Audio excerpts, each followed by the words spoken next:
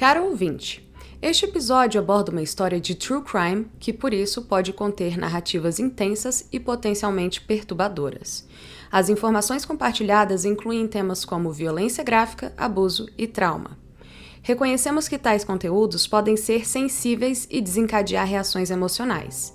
Por favor, esteja ciente desses elementos antes de prosseguir. Se você sentir que esses tópicos podem ser desconfortáveis, pule o episódio. Lembre-se que o seu bem-estar é prioridade e, se precisar de apoio emocional, considere buscar recursos disponíveis, como linhas de ajuda ou auxílio de profissionais da saúde mental. Agradecemos sua compreensão e respeitamos suas escolhas individuais ao consumir o conteúdo a seguir. Se optar por avançar, faça-o com consciência e cuide de si mesmo. Atenciosamente, Espíritos do Além.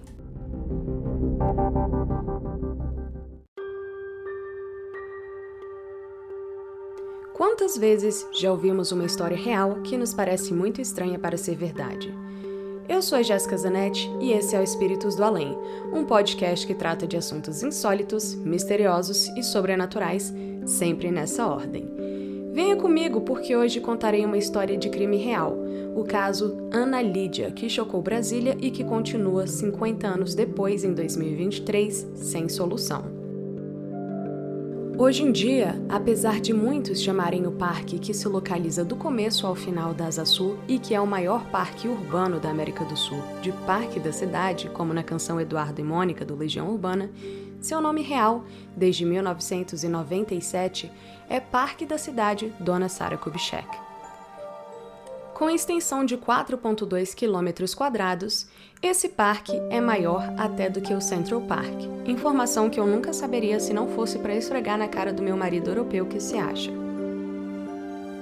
Dentro dele, há um parque em que toda criança brasiliense e do Distrito Federal já se aventurou em algum ponto da vida, e que se chama Parque Ana Lídia, em homenagem a uma garotinha de apenas 7 anos de idade que foi sequestrada, estuprada e morta por asfixia entre os dias 11 e 12 de setembro de 1973.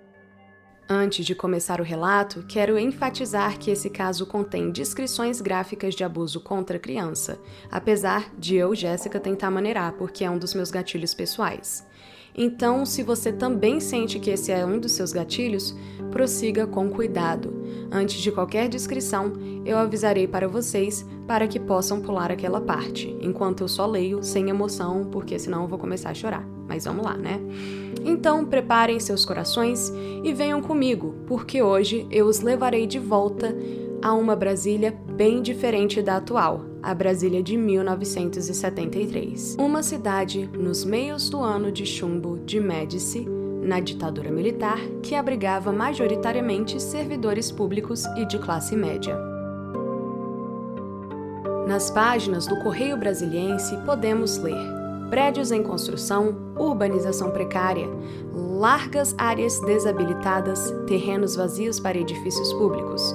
Eram 650 mil habitantes em todo o Distrito Federal, 69 mil carros, 537 ônibus urbanos, 950 indústrias de médio e pequeno porte. Não havia nenhuma das 3 pontes, não havia ponto de ônibus na W3 e nem na L2 Norte. Mas ainda assim, a cidade recém-inaugurada, e para quem não sabe, Brasília foi inaugurada em 21 de abril de 1960, um crime hediondo aterrorizava todos os moradores. A família Braga morava na Superquadra Norte SQN 405, no Bloco B, mas que na época era o Bloco 40, no apartamento 108. Heloísa Rossi Braga e Álvaro Braga, servidores públicos, trabalhavam no Departamento do Serviço de Pessoal, ou DASP. A família era composta por eles e seus 3 filhos, Cristina Elizabeth, de 20 anos na época, Álvaro Henrique, de 18 anos na época, e Ana Lídia, de apenas 7 anos na época, e ainda contavam com uma empregada, a Rosa da Conceição Santana, de 57 anos na época, que trabalhava com os Braga desde que Heloísa tinha tido a sua primeira filha. Cristina trabalhava no Banco Central e Álvaro Henrique fazia cursinho no Objetivo, onde inclusive minha tia também estudou, só que no fim dos anos 80. e ele fazia cursinho para passar no vestibular da UNB. Percebam que o pai e o filho, de novo, têm o mesmo nome. Então, quando eu estiver falando do filho, eu direi Álvaro Henrique, e do pai eu direi apenas Álvaro, ou Álvaro Braga. Ana Lídia estudava no colégio Madre Carmen Salles, que ainda continua no mesmo lugar, na quadra 604 Norte, então era bem perto da residência dos Braga. Para quem não sabe, Brasília é construído de uma forma que no meio você tem o eixão ou eixo monumental, como nós chamamos. Então, de um lado do eixo, nós temos as quadras 200, 400, 600 e assim sucessivamente. E do outro lado, nós começamos 100, 300, 500 e assim sucessivamente. Então, apesar de vocês acharem que eles têm que percorrer uma distância louca para você chegar da 405 até a 600, eles não estão percorrendo essa distância de uma forma horizontal, tipo numa estrada, que eu quero dizer. Eles estão cortando caminho. Então, basicamente, você precisava chegar da 5, onde eles moravam, até a 4, que é super perto, e aí você precisava chegar horizontalmente, que é muito mais perto, da 400 a 600, que é logo a próxima. Então, assim, é uma distância que praticamente eles podiam andar se eles quisessem. Então, a Ana Lídia estudava no colégio Madre Carmen Salles, que ainda existe, pela manhã, e ela fazia a primeira série do ensino fundamental 1. Os pais da Ana Lídia sempre davam aquelas instruções que todo pai e mãe dão para os seus filhos. Não fale com estranhos, não aceite a famosa balinha de um desconhecido e também não vá com ninguém que você não conheça e coisas assim. Porém, ao contrário do que era costume na época, lembrando que estamos falando dos anos 70, Ana Lídia também não tinha permissão nem para sair na rua sozinha. Então, aqui a gente percebe que a família da Ana Lídia super protegia a menina, o que a gente também pode perceber, até porque a Ana Lídia era sempre levada para a escola por um adulto. Gente, a gente está no ano de 2023 e praticamente todo pai de classe média leva o filho para a escola se não paga uma condução, né? Mas como eu estou falando, isso daqui é Brasília. Brasília que, assim, não sei como é em outras cidades, né? Mas ainda assim Brasília é relativamente mais segura que cidades grandes como, por exemplo, Fortaleza, São Paulo, Rio de Janeiro, ok? E naquela época dos anos 70, era super comum que crianças fossem sozinhas andando para a escola, ou eles pegavam ônibus, né? Minha mãe mesmo, que é de 1975, ela ia para a escola e ainda levava meu tio, que era mais novo que ela, quando ela tinha apenas 8 anos de idade e meu tio tinha 4, né? Então isso era super comum. Então, o que acontece? Daqui a gente já percebe que realmente a família da Ana Lídia era uma família de classe média, só que super protegia a filha, né? Agora vamos falar um pouco sobre a rotina da Ana Lídia. Ela tinha aulas normais pela manhã e todas as terças e sextas-feiras ela tinha uma aula de reforço à tarde também no colégio Madre Carmen Salles. Bem, nos dias que ela não ia ao reforço à tarde, ou seja, os dias que não eram nem terça nem sexta, ela tinha aulas de piano. O dia era 11 de setembro de 1973, uma terça-feira que eu adoraria dizer que foi como qualquer outra, mas que infelizmente não foi assim. Ana Lídia foi levada para a escola pela mãe, Heloísa, e pelo seu pai, Álvaro, por volta da 1h30 da tarde. Lembrando que era uma terça-feira, e então Ana Lídia teria uma aula de reforço. A mãe entra com a menina dentro da escola, se despede e vai embora. Volta para o carro onde o marido a aguardava e eles dois vão para o trabalho, o DASP. Por volta das 4h30 da tarde, Rosa, a empregada, foi buscar a garota a pé. Mas quando ela chegou na escola, foi informada que Ana Lídia não tinha vindo à aula de reforço naquele dia.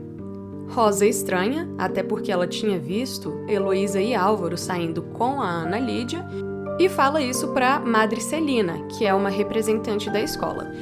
A Madre Celina fica com a pulga atrás da orelha, então vai e imediatamente liga para Heloísa para perguntar o que está acontecendo. E aí que Heloísa fica sabendo que a Rosa, que tinha acabado de buscar a filha da escola, recebeu a notícia que a Ana Lídia nunca tinha aparecido na escola naquele dia. E o desespero começa. Logo após essa ligação, o Álvaro é logo informado por um segurança do trabalho dele, o DASP, que a esposa estava tentando encontrá-lo desesperadamente. Ele liga para Heloísa e ela informa ao esposo que a filha havia desaparecido. Ele imediatamente volta para casa, porque ele pensa que talvez, se a Rosa não estava com ela poderia ter voltado a pé, né? Mas, quando ele chega em casa, não tem nenhum sinal da Ana Lídia. A família, desesperada, começa a procurar pela menina perto da escola, na igreja ao lado e em todas as áreas na redondeza, até nos terrenos do campus Daci Ribeiro da UNB. A princípio são apenas Álvaro Henrique e Gilma, a namorada do filho, que estão procurando por Ana Lídia. Mas logo mais, às 5 horas da tarde, a polícia fica sabendo do desaparecimento e começa a procurar por ela. A polícia volta para a escola e começa a interrogar alguns funcionários. E é aí que o jardineiro do colégio, Benedito Duarte da Cunha, informa a polícia que a menina tinha vindo à escola sim. Só que bem no horário que ela entrou, um homem de blusa branca e calças marrons, meio que verde-oliva, bem alto, magro e loiro de cabelo longo, que ele não tinha visto antes na escola, estava ali no pátio observando as crianças como se estivesse esperando por alguém. Ao ver a Ana Lídia passar e se despedir da mãe, esse mesmo homem teria chamado a garota, que parecia tê-lo reconhecido, e os dois saíram juntos do colégio pelo portão lateral. Detalhe: o Álvaro Henrique, o irmão da Ana Lídia, se encaixava nessa descrição. Ele tinha cabelo longo e loiro e era bem alto e magro. Mais tarde, a polícia interroga uma sem-teto chamada Diva Aparecida dos Santos, que tinha seu barracão ali perto da escola, próxima à saída lateral, e ela confirma ter visto Ana Lídia, que tinha chamado a atenção de Diva por ser uma menininha loira e bonitinha, de vestidinho xadrez e com a sua mochilinha. Só que a Diva fala que o homem que estava com ela, na verdade, não era loiro, ele era moreno, baixo e com cabelos pretos e ondulados.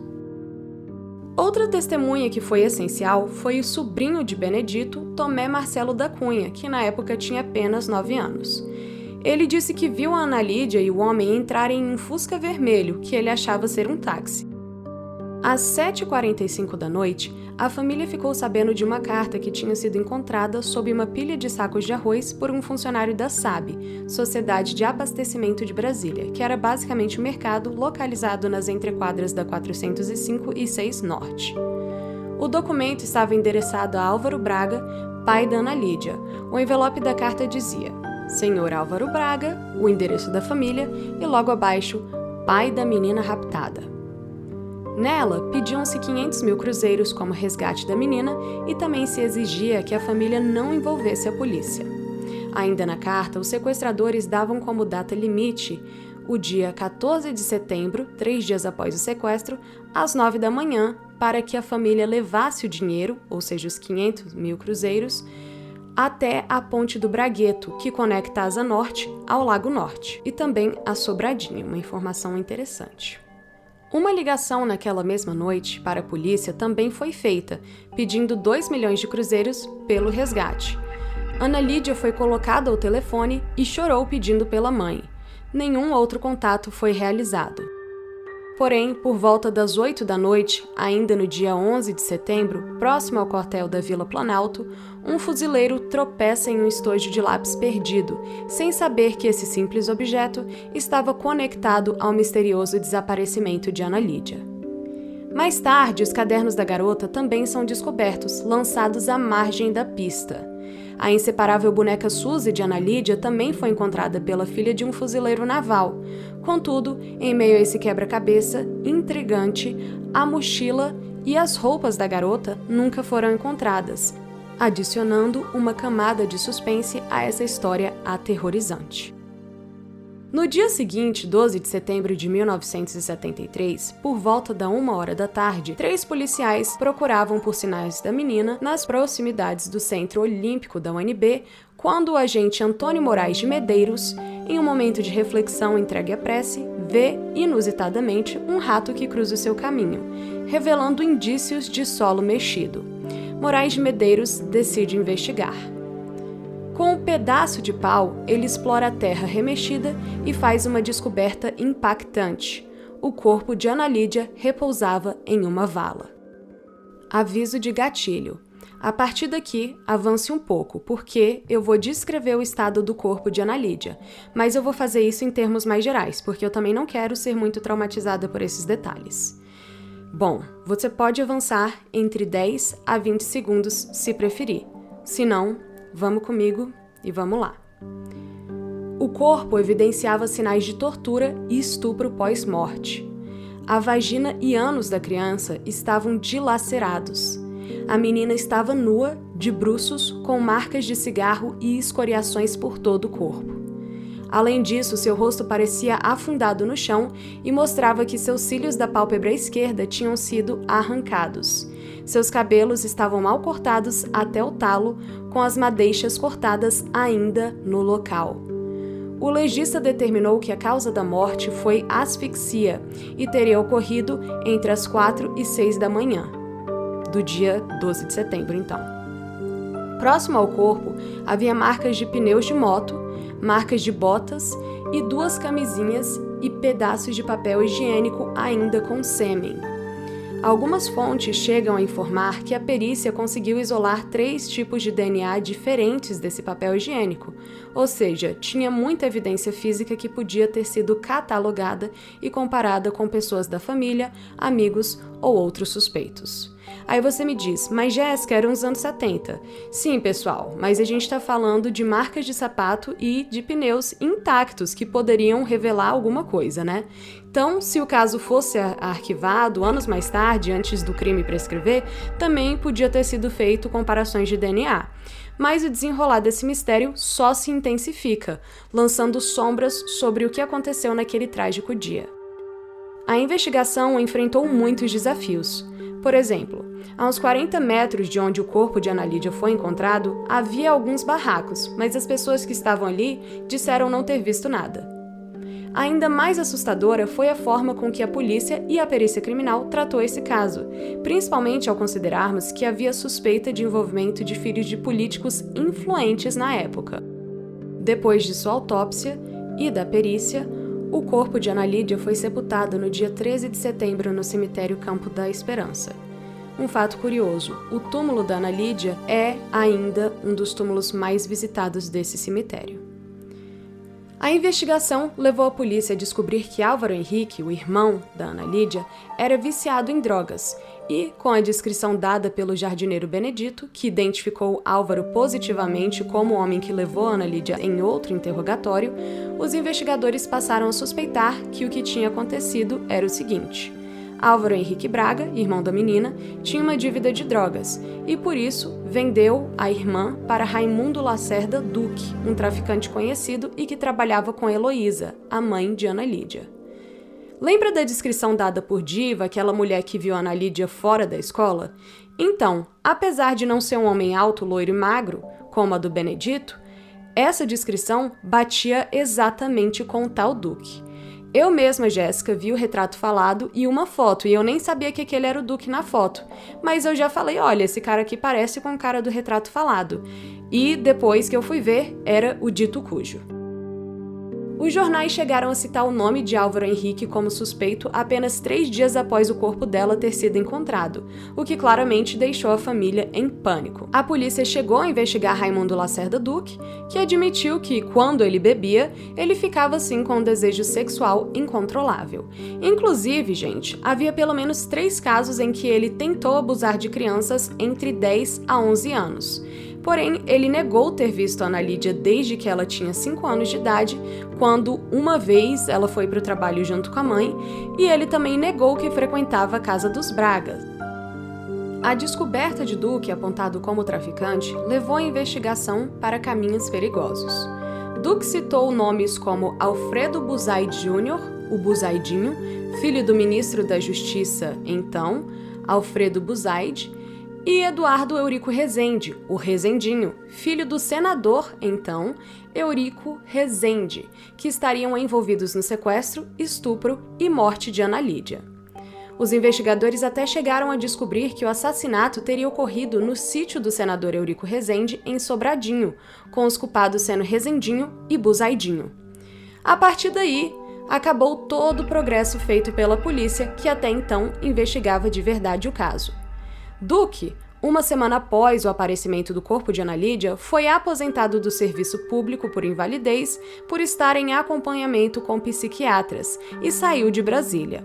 Inclusive, um tio dele falou que o Duque tinha pedido dinheiro a esse tio, dizendo que precisava fugir e desaparecer por conta de um assassinato que tinha cometido em Anápolis, que fica a 155 quilômetros de Brasília.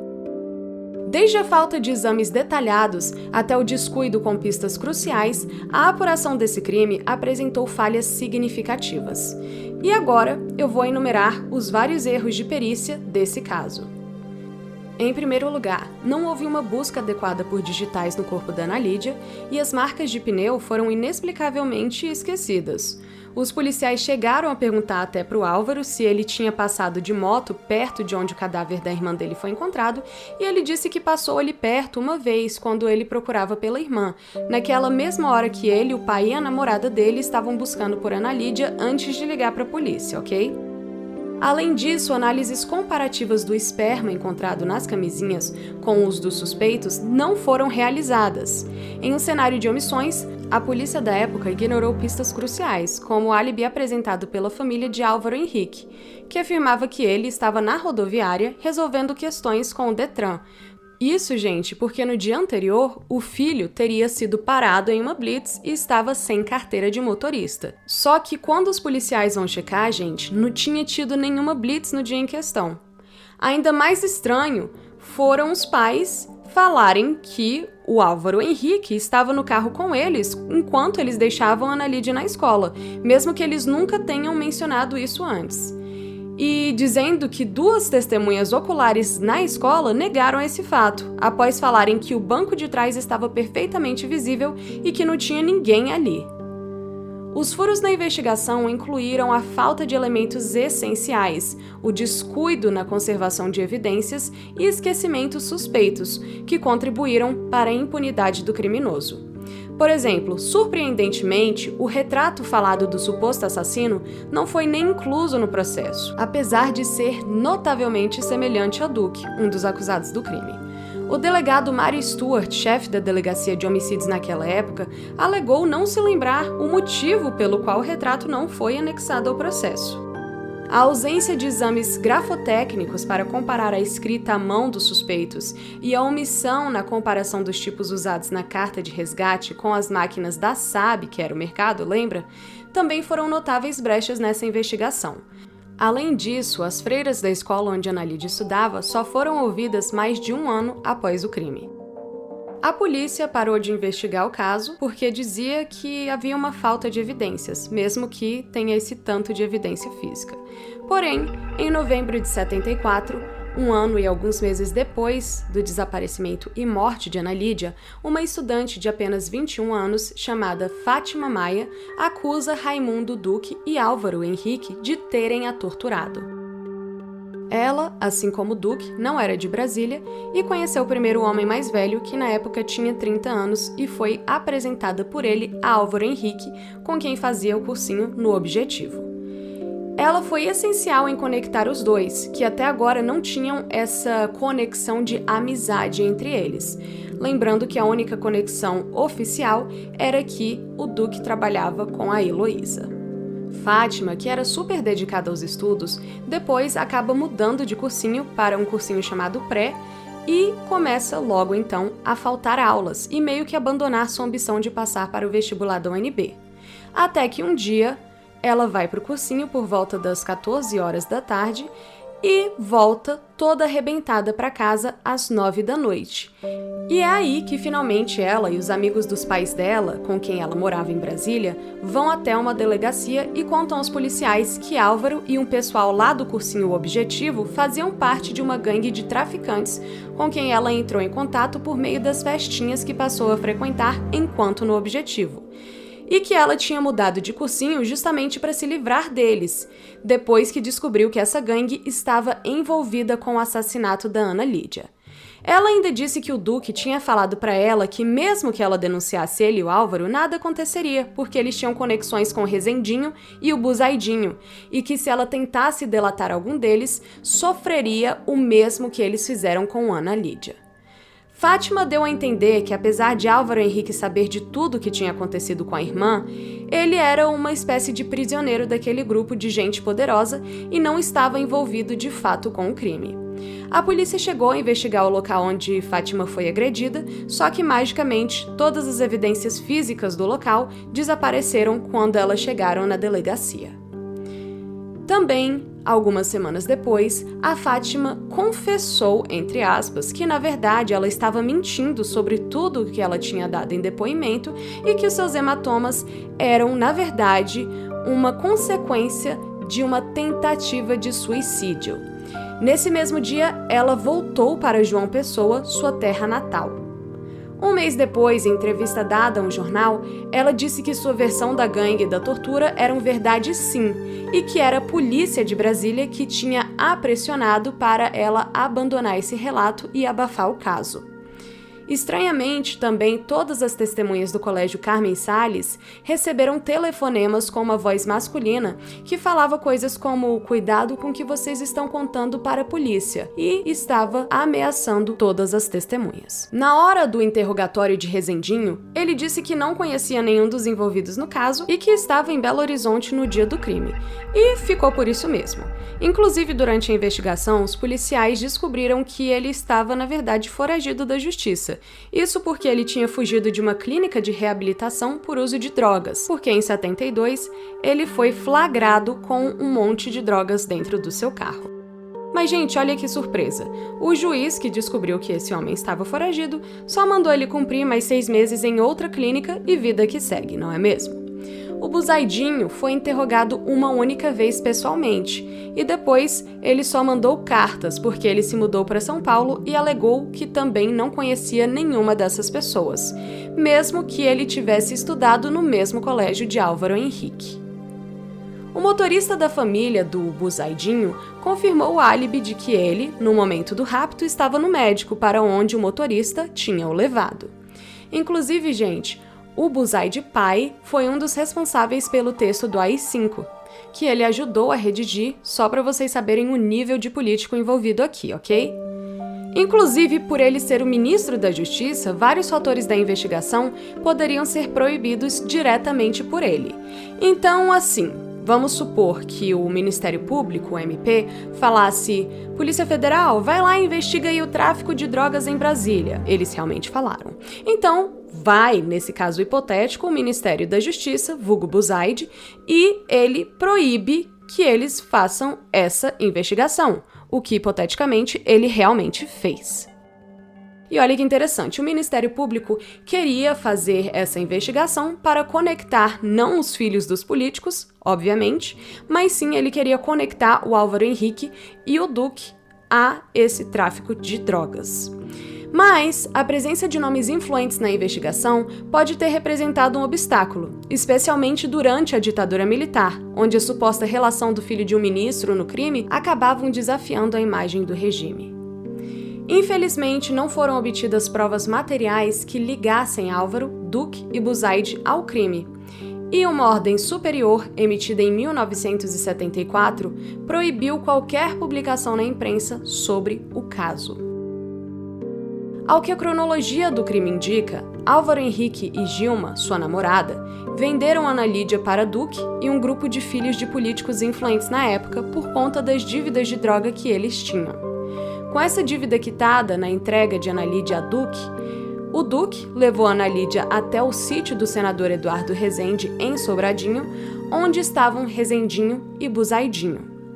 Aviso de gatilho de novo. Pule 5 segundos, ou se for muito pra você pular, só fique falando lá, lá, lá, lá, lá, lá, lá, bem alto no seu fone, ok? Lá, eles então estupram a Ana Lídia por 17 horas seguidas e desovam seu corpo no Centro Olímpico da UNB. O Ministério da Justiça concluiu uma investigação paralela, dizendo que Rezendinho e Buzaidinho eram inocentes e que as acusações feitas contra eles dois eram apenas uma tática subversiva para desacreditar as autoridades. Ai, gente, mas esses subversivos realmente são terríveis, né?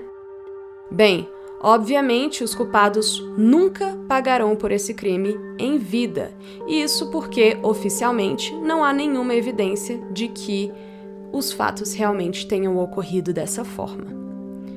O caso chegou a ir para o Tribunal do Júri em 1975, a mando do Ministério Público, que infelizmente só podia processar o Álvaro Henrique e o Raimundo Duque.